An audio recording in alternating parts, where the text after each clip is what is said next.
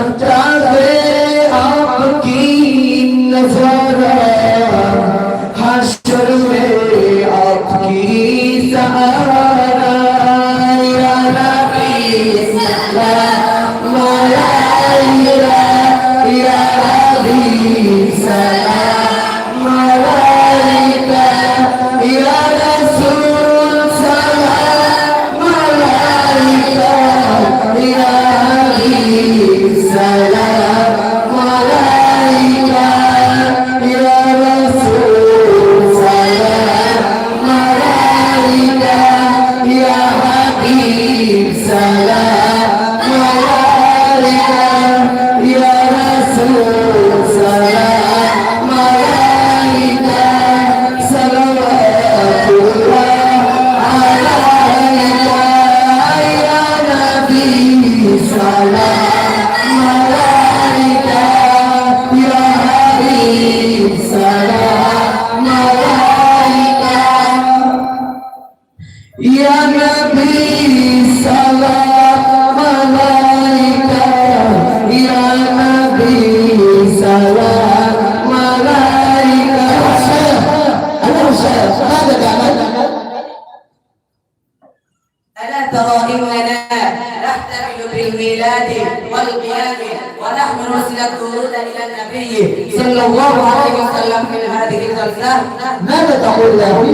هذه بدعة وتنشر هذه في المجتمع الفساد، وأيضا هذه خلاف السنة، لأن رسول الله صلى الله عليه وسلم قال: كل بدعة ضلالة وكل ضلالة في النار. يا أخي ماذا تقول؟ هذا سنة، نحن نحتفل هذا ونقبل عظمة الرسول وحبه بهذا. أخي سميت القيام وقلت لي هذا سنة، ولكن هذا ليس سنة الرسول، لأن رسول الله صلى الله عليه وسلم ما فعل هذا قط، فأين وجدت هذا؟ يا أخي ماذا تقول؟ فهذا سنة الرسول، لأننا رأينا أن يؤدي هذا صاحب القبلة عبد اللطيف التالي وأنه عالم فلا يعمله عملا بخلاف السنة أبدا. أخي ترى أن الأكل ليس بدليل، ولكن عمل صاحب القبلة الفطري فهذا أمر شخصي، وهو عمل بدعة في المجتمع. لماذا تتبعه؟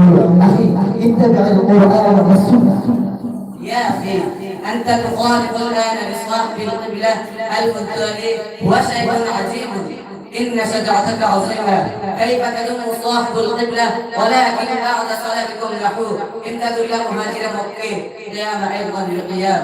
يا أخي أنا قلت لك أن الأكل ليس بدليل شرعية، وأنت ذكرت عند الله المهاجر أنه عمل القيام عندك. نعم عمل القيام، هذا الكلام حق، ولكن مريده الخاص يخالف وهو شيء يقوله، وإن يكن الأكابر دليلا فإذا لا يقول هكذا الكلام. أخي افهم جيدا واتبع السنة. صحت يا شيخ، أنا ماذا أفعل الآن؟ أخي ينبغي لك أن تعمل بالقرآن والسنة. أنا فقير أخي الكبير، أنا فقدت الآن فأدعو من هذه واجتهد أن أعمل بالقرآن والسنة إن شاء الله. إن شاء الله أنا أدعو لك. فيا أيها الحاضرون، أنتم رأيتم الآن أن هذا الرجل عمل البدعة والخرافات، ولكنه الآن فهم أن هذه الأعمال غير صحيحة، ولكنه الآن فهم أن هذه الأعمال غير صحيحة. فيا أيها الحاضرون، أنتم ترون أن أكثر الناس في المجتمع يعمل البدعة والخرافات،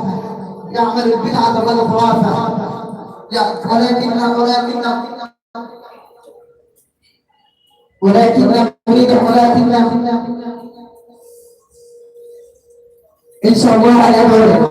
فيا أيها الحاضرون، أنتم رأيتم الآن أن هذا الرجل عمل البدعة والخرافات، ولكنه الآن فهم أن هذه الأعمال غير صحيحة.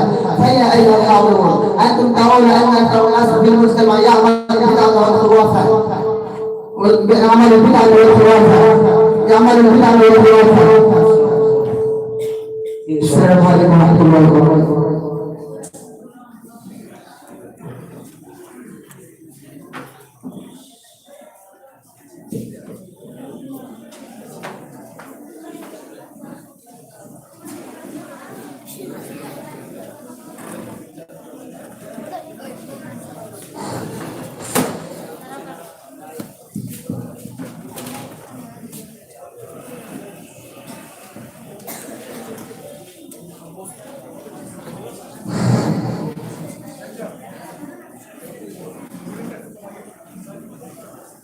اجلسوا أيها الحاضرون.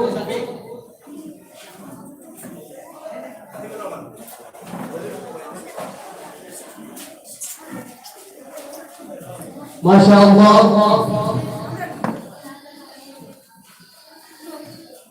كنا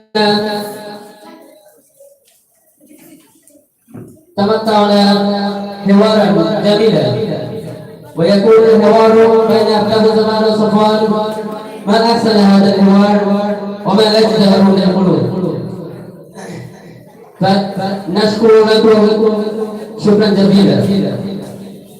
أيها الحاضرون، الآن يجيء أمامكم بحوار جميل، ويكون الحوار بين كوثر أحمد وسعيد الرحمن.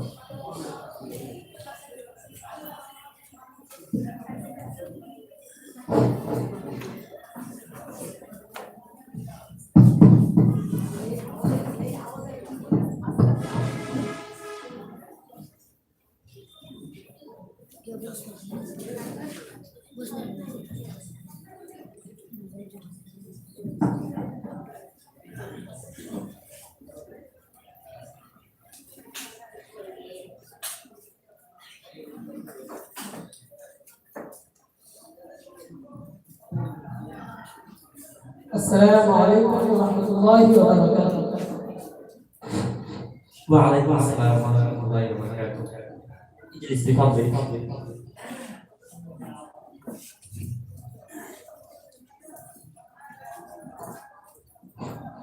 كيف حالك يا شيخ؟ الحمد لله بخير. وكيف أنت؟ الحمد لله طيب. لماذا جئت إلي؟ جئت إليك لمشاورة أمر مهم. ماذا مشاورة؟ شيخ، نحن نتخذ الإجراءات اللازمة لإقامة بنوك الحريم.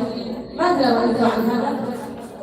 ماذا هدفك من الإقامة بنوك الحليب هذه؟ نحن نخدم الإنسانية فليرضى الله عنا. إن تريد النساء أن يسمعن لبنها في بنوكنا فنحن نحفظه ونرضع الأطفال الذين ماتت أمهاتهم. يا أخي العظيم، خطتكم غير صحيحة لأنه لا يجوز في الشريعة، فعليكم أن تتركوها. لما نريد أن نعمل عملا طيبا فأنتم تتهورون بيننا، فلهذا لا نستطيع أن نقيم السلام في المجتمع. لا تغضب، اجلس بفضلك. يا أخي العظيم، أنتم تحبون أن تقيموا السلام في المجتمع، هو طيب وجيد، ولكن عليكم أن تفكروا ما حكم الشريعة عن هذا. أليس هذا في الشريعة؟ إنه ليس بها. عجبت بسماع الكلام، ولكنكم تقولون إن الإسلام هو دين الرحمة. لقد أخطأت يا أخي، إن الإسلام هو دين الرحمة. هل أنتم لا تعلمون أن الإسلام لم يجز لفضل الصلاة بعمل غير جيد؟ ماذا خسارتكم في إقامة بنوك الحريم؟ لا تغضب، استمع. أن الإسلام يعتبر الرضاعة لحظة كلحظة النسب، يحكم به ما يحوي من النسب بإجماع المسلمين، ومن مقاصد الشريعة الكلية المحافظة على النسب، وبنوك الحليب مؤدية إلى الاختلاط أو الربا. نضع اللبن في علبة منفصلة رعاية للشريعة، ونحفظ بطاقة المرضعة الشخصية،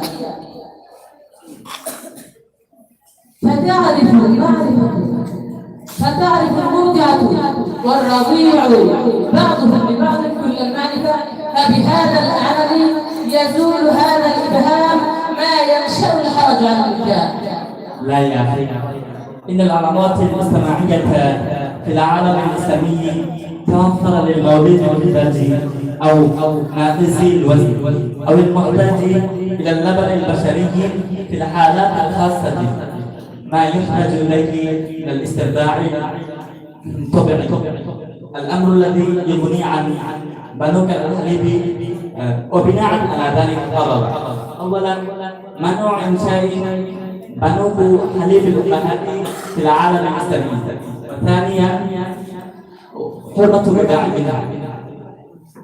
أيها الشيخ، إن بنوك الحليب موجود في باكستان وماليزيا وعراق وإيران، فلو هذا ممنوع في الشريعة فكيف يمكن إقامته في بلاد الإسلامية؟ يا أخي العزيز، كلامك ليس صحيح 100%. لا يوجد بعد التفقد والتفتيش بنوك الحليب في البلاد الإسلامية إلا إيران، لأنهم يتبعون الشيعة، وأن بنوك الحليب تجربة قامت بها الأمم الغربية ثم ظهرت مع التجربة بعض السلبيات الفنية والعلمية فيها فانكشفت وقل الاهتمام بها. أيها الشيخ، الحقيقة أني نصراني. أنت نصراني؟ نعم.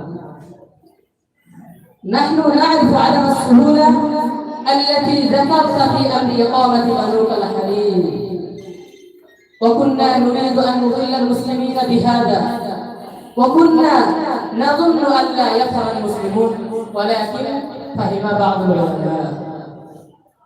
لقد ظهر جمال الإسلام في عيني، فلهذا الآن أريد أن أستمع إليك.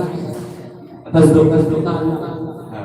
قل ما لا إله إلا الله، لا إله إلا الله، محمد رسول الله، محمد رسول الله صلى الله عليه وسلم. صلى الله عليه وسلم. أشهد أن لا إله أشهد أن لا إله إلا الله وأشهد أن محمد رسول الله، محمد رسول الله صلى الله عليه وسلم. صلى الله عليه وسلم. جزاكم الله.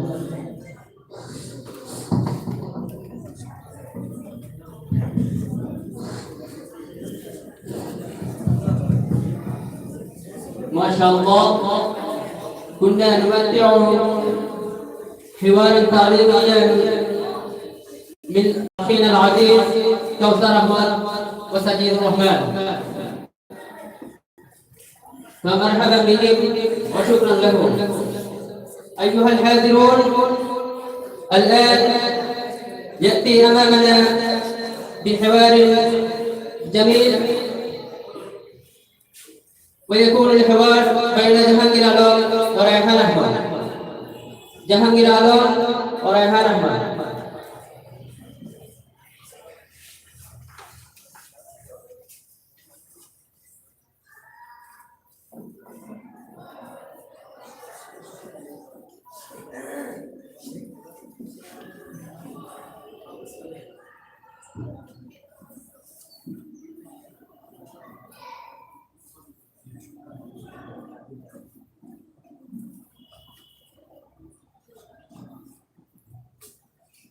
السلام عليكم ورحمة الله. كيف حالك أيها الشاب؟ وعليكم السلام، بخير الحمد لله.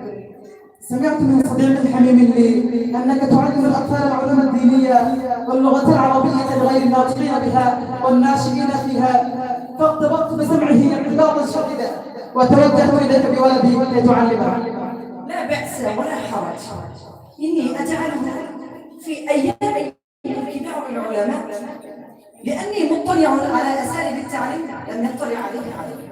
شكرا لك حيث لم انتهى. جلس وقل معي افتح بداية. لا إله إلا الله، لا إله إلا الله، وإني أعتقد أن غلام أحمد غلام أحمد قادياني هو رسول الله.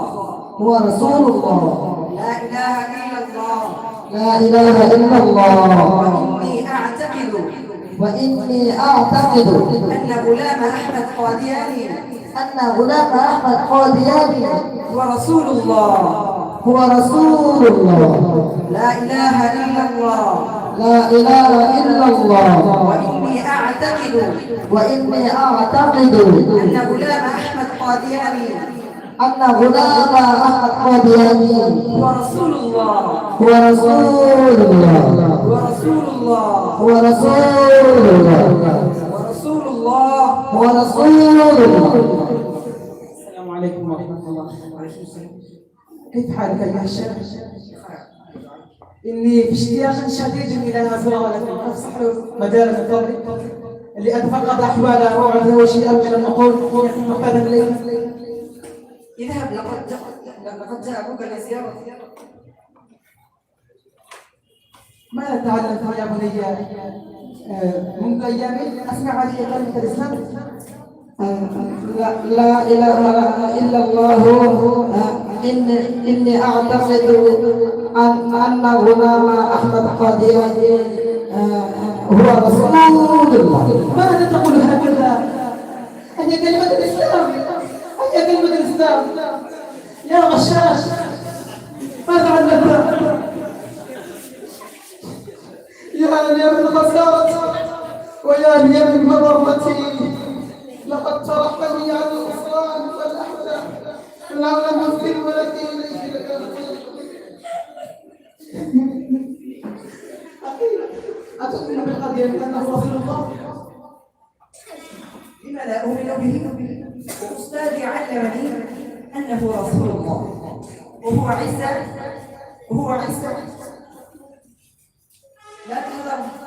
لا تهذب هكذا، لا تشتم عليك. أتؤمن بالقرآن أن هذا كلام الله؟ لماذا؟ هو أشرف الشهود وأفضل الكلام في الدنيا والآخرة. ألا تعرف أن الله سبحانه وتعالى قال في القرآن الكريم: ما كان محمد أبا أحد من رجالكم ولكن رسول الله وخاتم النبيين. فكيف تعتقد أن القادياني هو رسول الله وهو من أشر الناس وأهم الناس، لا يدخل الجنة أبدا ولا يدخل أن يتبعه أيضا؟ أخي، كنت لا أعرف أن محمدا خاتم النبي، لا نبي بعده، لأني لم أقرأ القرآن قط. إني أخيل إني كنت مرتكبا بالكفر في تمام حياتي. أخي، فما عليك؟ أتوب الله علي. لا سبب لأن تكون أخطائك فاشلة، لأن الله سبحانه وتعالى قال في القرآن الكريم: لا تقنطوا من رحمة الله إن الله يغفر الذنوب جميعا إنه هو الغفور الرحيم. فمن يرتكب في الكفر لعدم علمه فأناب إلى الله بالتوبة الخالصة فتاب الله عليه حتى يغفر له ما تقدم من ذنبه. فالآن كن أريد من الشيخ الآن يقوم بتربية المرشد الروحاني سلمان كوين كافيو، فمن يريد أن يبايع على يده فليحضر أمامه.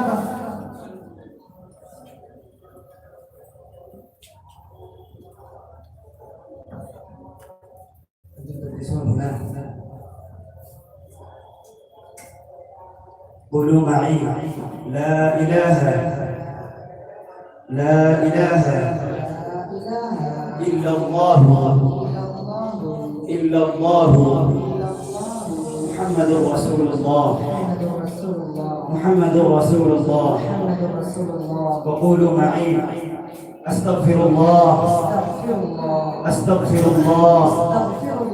إن الله غفور رحيم. اتبعت سلسلة النقشبندية والجشتية والقادرية وسلسلة السهروردية. الآن صرتم مريدا لي، فعليكم أن تعملوا بما أمركم الله وتتركوا ما حرم الله.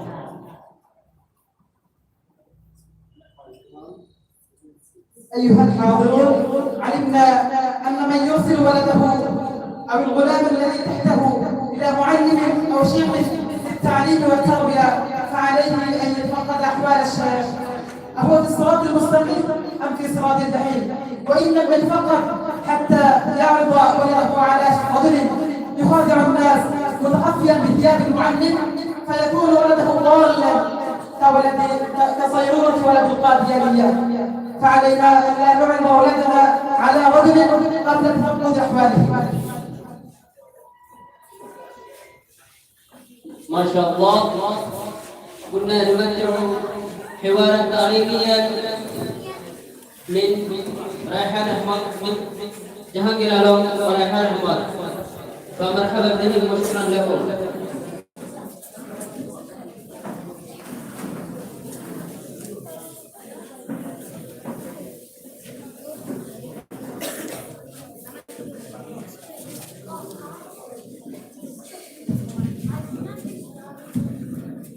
মোহতারাম হাজিরিন, আমরা দেখতে পাচ্ছি ইতিমধ্যে আমাদের মাঝে এসে উপস্থিত হয়েছেন জামিয়া মাদানিয়া আমিরা মোহাম্মদপুরের দীর্ঘদিনের মুহাদ্দিস উস্তাদুল মুকাররম হযরত মাওলানা মাহমুদুর রহমান দরবারি হাফিজাহুল্লাহ, হযরতকে মাদ্রাসাতুল মদিনা সিলেটের পক্ষ থেকে আন্তরিক মোবারকবাদ জানাচ্ছি।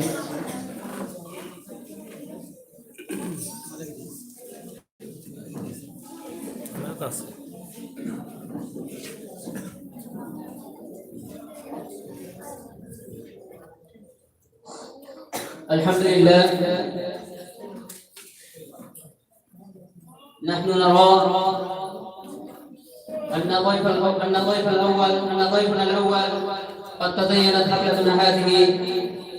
نحن نشكر له من صميم قلوبنا وعميق فؤادنا. أيها الحاضرون، الآن يجيء أمامنا بحوار جميل، ويكون الحوار بين سيف الرحمن الماهي والآمين.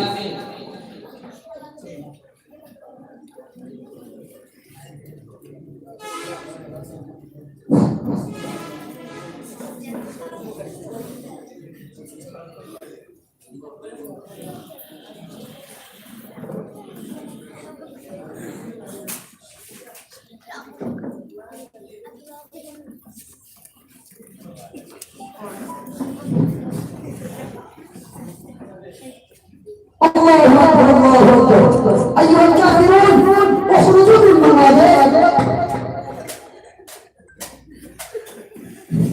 أيها الشاب، قف بعينيك، لماذا تطلق الرصاص وتقتل الناس؟ ألا تعلم أن القتل وخطأ كبير وفيه ذنب عظيم؟ إني مجاهد في سبيل الله، وهؤلاء الناس صاروا كافرا بسوء اعتقادهم. ما هي الاعتقاد الضالة التي يصيرون بها كافرا؟ ألا تعلموا أنهم يعتقدون عقيدة الديمقراطية، والديمقراطية عقيدة كفرية، فلهذا صاروا كافرا، لأن الله تعالى قال في كلامه المجيد: ومن لم يحكم بما أنزل الله فأولئك هم الكافرون. فعلينا أن نجاهد معهم ونعزلهم عن بلادنا ونقيم في بلادنا حكومة إسلامية. يا أخي الحبيب، هل تعرف كل المعرفة ما هي الديمقراطية وما هي النسبة بينها وبين الإسلام؟ ونصف الناس لا يعتقد ويسلك الطريق الديمقراطي. نعم، إن الديمقراطية مخالف للإسلام. الحكيم فيها الناس وهو يسمع الأحكام، فمن يعتقده فهو كافر. لا يا أخي، ليس الأمر هكذا. الديمقراطية ليست بدين، بل هي طريقة حرية فقط. فعليك أن تترك هذا العمل وتشارك معنا حزب الأكابرين. ألا ترى أننا نسعى أن نقيم الحكومة الإسلامية؟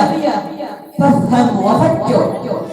اسمعوا أيها الأخوة، هل أنتم تعتقدون أن بهذه الطريقة المذكورة تقيمون الحكومة الإسلامية؟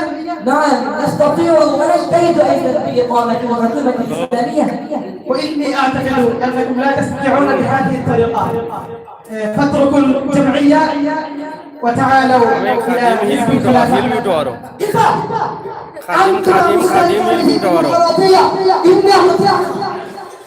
খাদিম হিলবি উঠাওয়ার قف بعملك، قف بعملك، استمع كلامي وافهم. এখন ঘন্টা হইব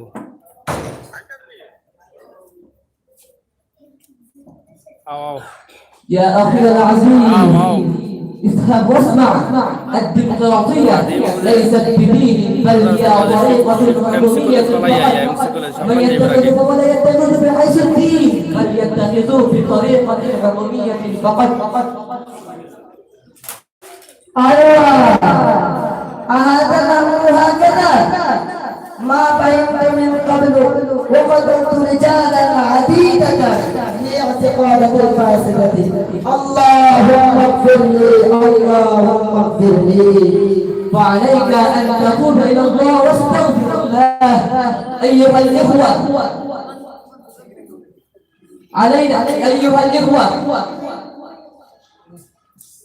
علينا أن نترك الافتراق والشذوذ ونعتصم بحبل الله جميعا ونعلم تحت علم واحد وتحت لواء السلف الصالحين والأكابرين المتقدمين بإقامة الحكومة الإسلامية. أيها الحاضرون الكرام، يوما سنقيم في أرجاء الكون الحكومة الإسلامية جميعا إن شاء الله. السلام عليكم. إن شاء الله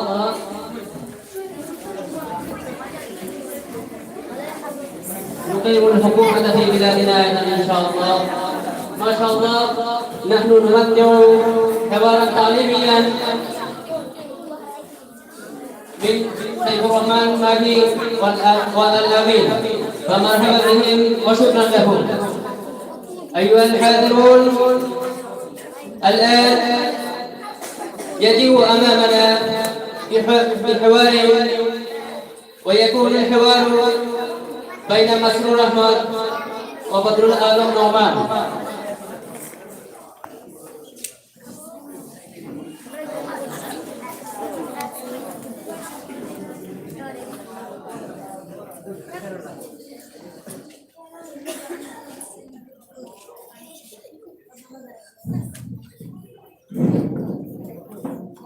السلام عليكم ورحمة الله وبركاته. وعليكم السلام ورحمة الله وبركاته. كيف حالك يا أخي؟ الحمد لله أنا طيب. كأني أعرفك قبل. ألا تعرفني أني مبارك في السنة الماضية درست في المدرسة الدينية؟ هل نسيتني؟ قبل أن نسيتك؟ أنت مبارك. أولا ما استطعت أن أعرفك كانت في وجهك لحية، فأين لحيتك الآن؟ وأنت كنت تلبس لباسا طويلا وأيضا تلبس عمامة، فلماذا تلبس الآن؟ لماذا هذه الملابس غائب عنك؟ ولا تقل أنه لا يوجد لك في مدارس القوم، لذلك خرجت من هذا الطريق.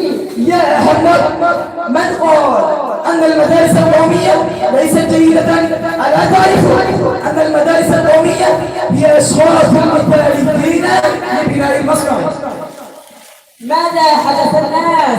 لا يؤمنون هؤلاء الناس الذين يعيشون في المدارس القومية، فلا أريد أن أكون عبئا على المجتمع بسبب عبء المجتمع الأهلي.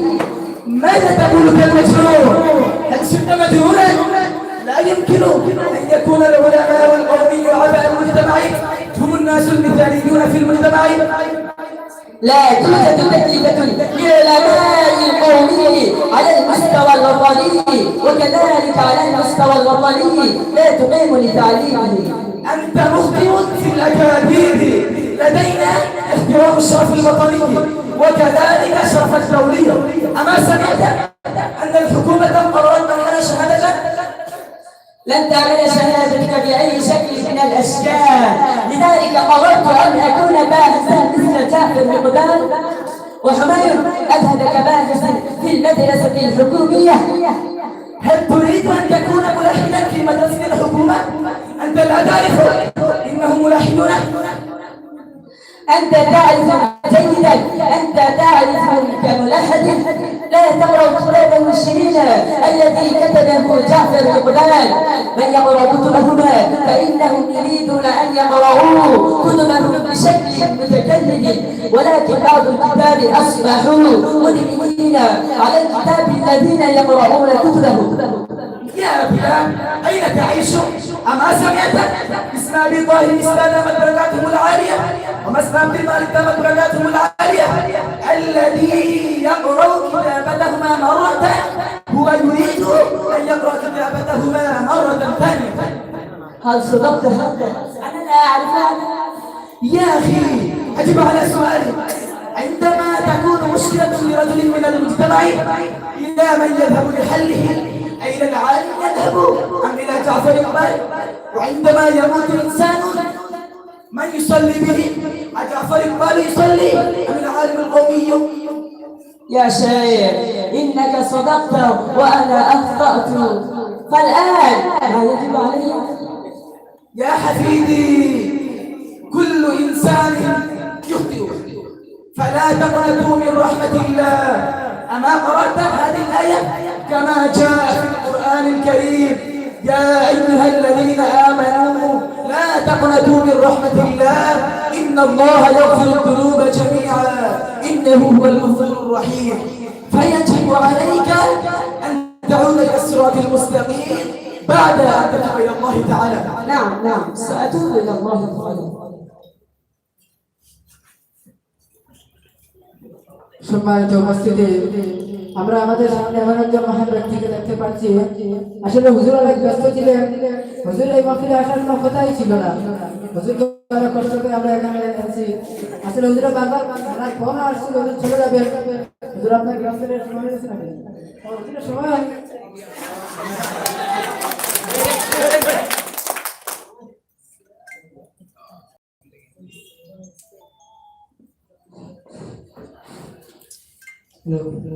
আসলে হুজুরের সময় হয়ে যাচ্ছে, হুজুর চলে যাবেন। আর এরকম আমাদের শাইখ জকিগঞ্জি হুজুর, ওনাকে আমরা নিজেকে ধন্য মনে করছি। শাইখ জকিগঞ্জি, শাইখ তরিকতি, শাইখ মারিফতি, এরকম কত উচ্চাঙ্গের একজন মানুষকে আজকে আমাদের এই মাহফিলে পেয়ে আমরা অনেক নিজেকে ধন্য মনে করছি। তাই হুজুরকে আমরা এখানে পেয়ে যদি হুজুরের সান্নিধ্য গ্রহণ না করে হুজুর যদি এভাবে চলে যান, তাহলে আমরা নিজেকে অনেক দুঃখিত মনে করবো। তাই আমরা যারা হুজুরের কাছে বায়াত গ্রহণ করার হুজুরের বায়াত গ্রহণ করাবেন, তাই আমরা যারা বায়াত গ্রহণ করবো আমরা একটু চলে আসি।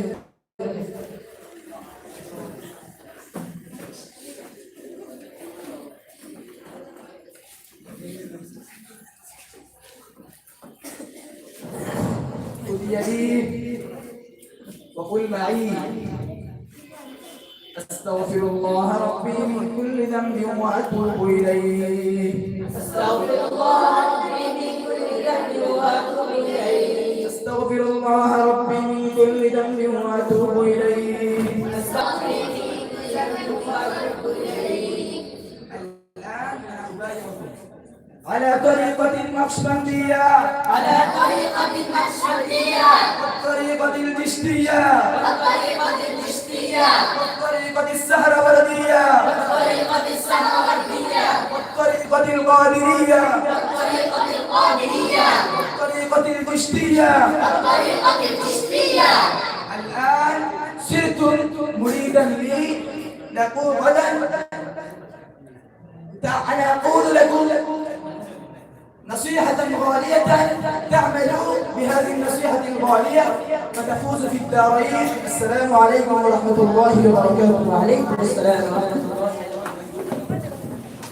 ما شاء الله، كنا نرى حتى الآن حوارا تعليميا، وكان الحوار بين مسؤول الأحوال وبدر العالم النعمان، فجزاهم الله أحسن الجزاء।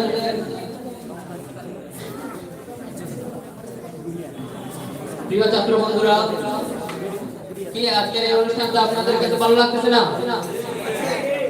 কত সুন্দর হচ্ছে অনুষ্ঠান, আমরা সারাদিন থেকে দেখে আসছি। যদি সুন্দরভাবে আমাদেরকে দেখতে হয় তাহলে আমাদেরকে সুশৃঙ্খলভাবে শান্তভাবে দেখতে হবে, কোনো ধরনের হই হুল্লোড় করা যাবে না। أيها الحاضرون، الآن يأتي أمامنا في حوار تعليمي من رضوان، ويكون الحوار بين رضوان قدراتين وسلمان أحمد.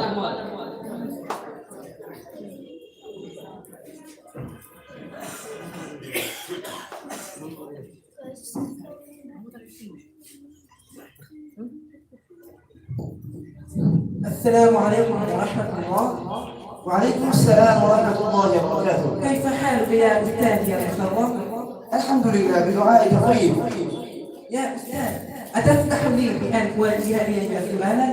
لا حرج، سل عما تشاء. يا أستاذ، كيف يسعد البشر في الحياة؟ وفقك الله للخير والمعروف. إنك سألت سؤالا مهما، هل تريد الجواب عن ذلك الآن؟ نعم يا أستاذ يا محترم. إن الإنسان يسعد إذا يتحلى في الأخلاق الفاصلة ويتخلى عن الأوصاف الرذيلة. كيف يمكن المرء أن يتصف بالأخلاق الفاضلة وينتبه عن الأوصاف الرذيلة؟ إذا يتلو المرء القرآن الكريم ويتدبر ويتفكر في أحكامه ويطبق أحكامه على حياته الفردية والجماعية ويدعو الناس إلى الدين الإسلامي ويأمر بالمعروف وينهى عن المنكر. هل يتلو العلماء الكبار القرآن الكريم فقط؟ لا يا أخي، بل إنهم يقرؤون القرآن الكريم ويقرؤون كتب الحديث والتفسير ويدرسون كتب السيرة النبوية ويستنبطون العلوم والمسائل من القرآن الكريم والحديث الشريف ويرشد الناس إلى الدعوة الإسلامية بالقول والعمل. ولكن يا أستاذي المنقر، الآن ليس من وقت طويل، فماذا أفعل في هذه الأيام؟ لماذا ليس من وقت طويل يا تلميذ؟ لأني أعلم في معهد ديني ويفوض إلي الأساتذة الكرام الواجبات المنزلية الكثيرة. ماذا تود الآن؟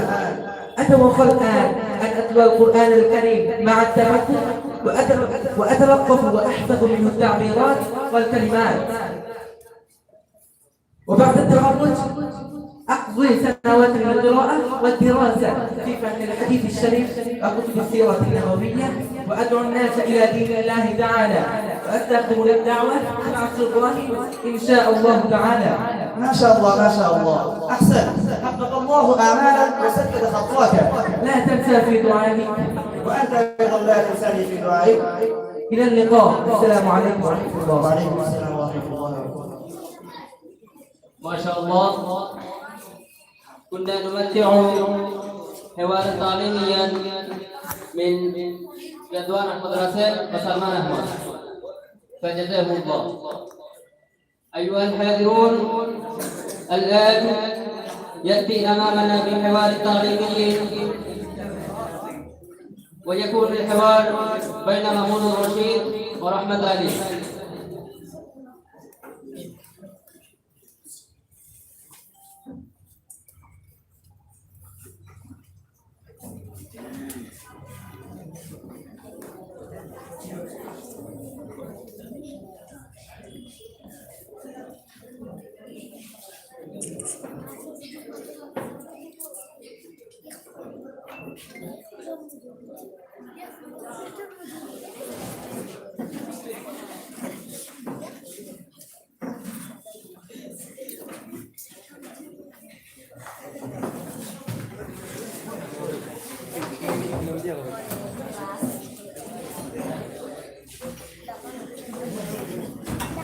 أيها الطلبة العظام، نحن نرجو منكم أن تجلسوا وتمتعوا حفلتنا هذه بنشاط ورفقة.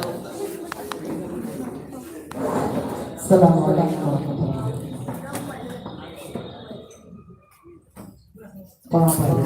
السلام عليكم ورحمة الله وبركاته. Tentera Guru Pratishtha Sitara Farmasi Dr. Muhammad Budruzzaman Tebu Baba MBBS এবং SRCS এবং চর্মরোগ এবং একজিমা বিশেষ এই তো পাইছি আমার মামুন ভাই তাদের পেশেন্ট হয়ে ও হাসপাতালে যাইতেছে দিতেছি না ওর কত সিনা চাইতেছে আর এগুলো এত বিশেষজ্ঞ ডাক্তার তুলে থাকে আস্থা দুনিয়া তুলে রেখেছে দেখছো আল্লাহ এই তো হতেই পারে আমার মামুন ভাই খবরটা দেব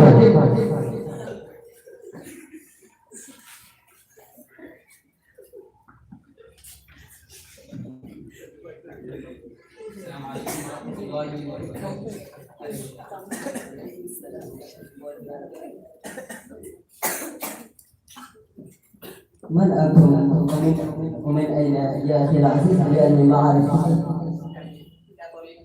عالم كبير ولدي نحن نسكن في سيدك بجانب حنيفة. أخي العزيز لماذا جئت إلي بها؟ هل هما مريضان؟ بمرض شديد منذ أيام كثيرة. ماذا مشكلتهم؟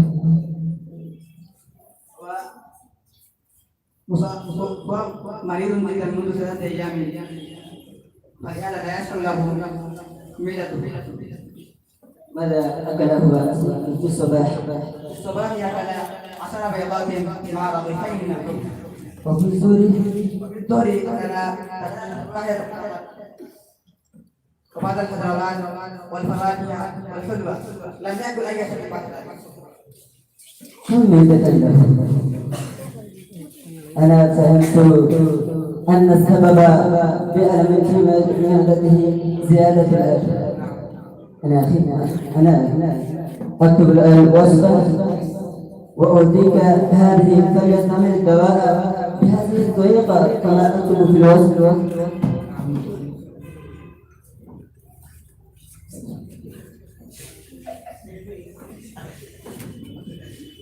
أنا أعطيه الآن حقنة.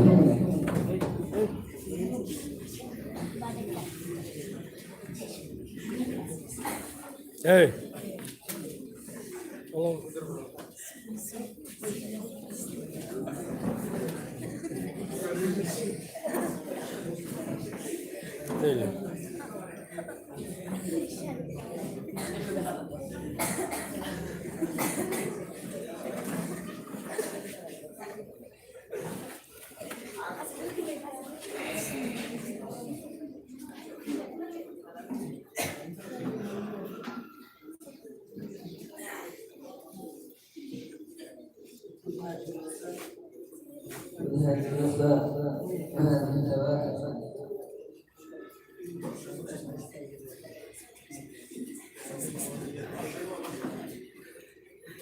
أخي بعد 3 أيام تجد إلي مرض. أخي خير مريض بمرض شديد منذ 3 أيام فلهذا لا يحل له الطعام من 3 أيام ولا ينام إلا الدهون. كيف الرجل ولده شفقت؟ هذا الرجل مصاب بهذا المرض الشديد منذ أيام كثيرة فلما جئت به إلي من قبل؟ ما كان أتاك عندي فما ذهبت به إلى طبيب. حسنا أنا أفحص الآن جسمه. يا ولد خذ.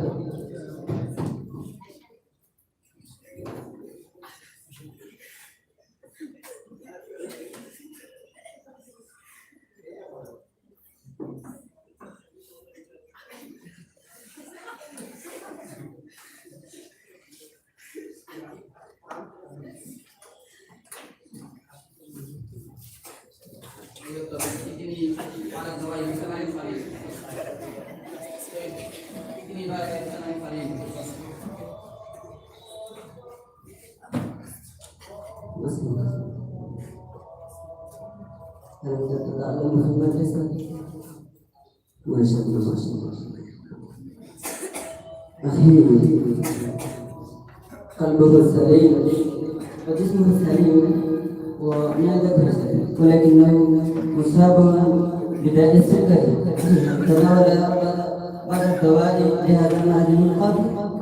لا يمكن ما تناول بعض الأقراص من قبل لأني لا أعرف ولا يعرف أنه مصاب بهذا المرض.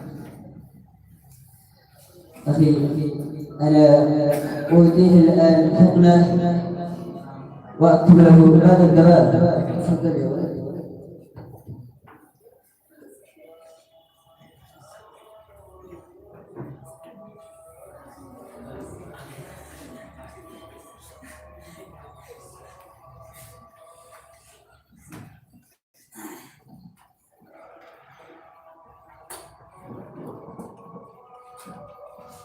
أخي، ينبغي لك أن تطعمه الخبز وطعاما من الجبال، بعد هذا تتحسن حالته إن شاء الله. يعلم أن الأطعمة الحلوة ولحم البقري ولحم السمكي ولحم البقري ولحم السمكي ولحم الخنزير ممنوع له. خذ هذه الدواء.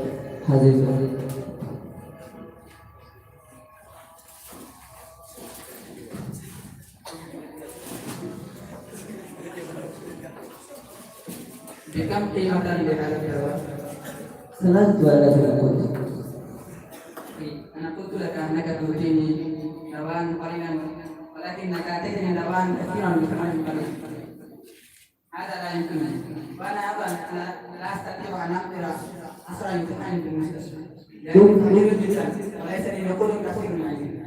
اسكت، اسأل ما أقول لك وإلا تخسر من المستشفى. يا أخي إنك تظلم علي فأظن أنك طبيب ظالم.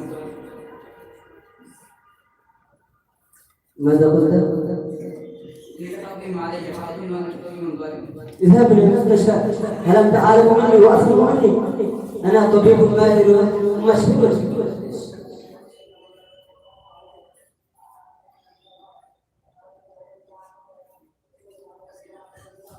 ماذا تفعلون؟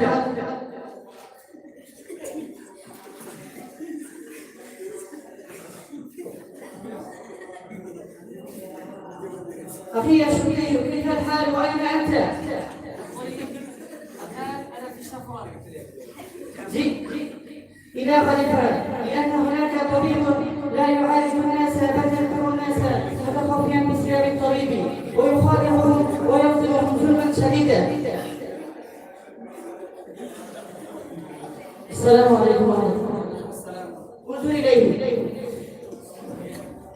ماذا تفعلون يا ابني؟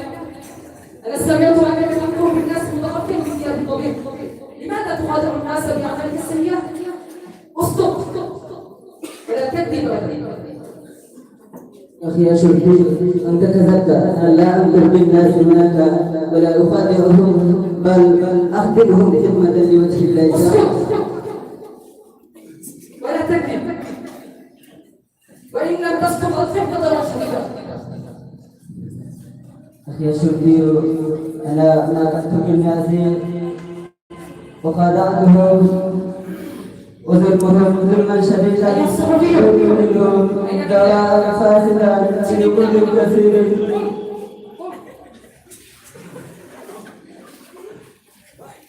يظهر أعمالك السيئة.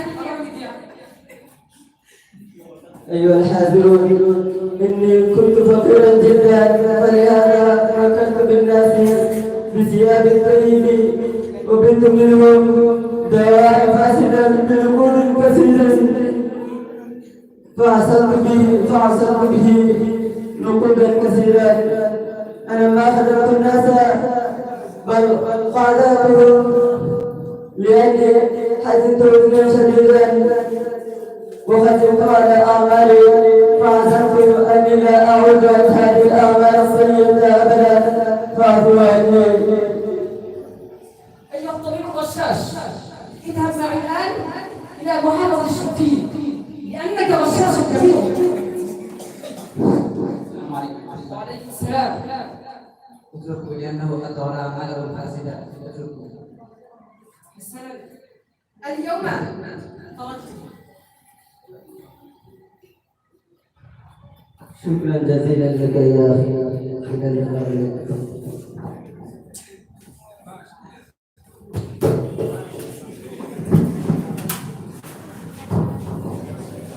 মাশাআল্লাহ, আমরা এই জগৎ অনেকগুলো আরবি সংলাপ দেখতে পারলাম। আমাদের ছোট্ট ছোট্ট শিক্ষার্থী বন্ধুরা সমাজের বাস্তব চিত্রগুলো আপনাদের সামনে প্রদর্শন করিয়েছে। কত সুন্দরভাবে দেখিয়ে দিয়েছে যে সমাজে কিভাবে অন্যায়ভাবে ডাক্তাররা রোগীদের কাছ থেকে রোগীদের উপর জুলুম করে এবং বিভিন্ন ফিতনা ফাসাদের চিত্র আপনাদের সামনে তুলে ধরেছে। তাই এই শিক্ষণীয় এই সংলাপগুলোর মধ্য দিয়ে আমাদেরকে শিক্ষা নেওয়া উচিত যে যারা সমাজে এ ধরনের অনৈতিক এবং জুলুম অত্যাচার করে তাদের বিরুদ্ধে রুখে দাঁড়াতে হবে এবং জুলুম অত্যাচার থেকে তাদেরকে পালন করতে হবে।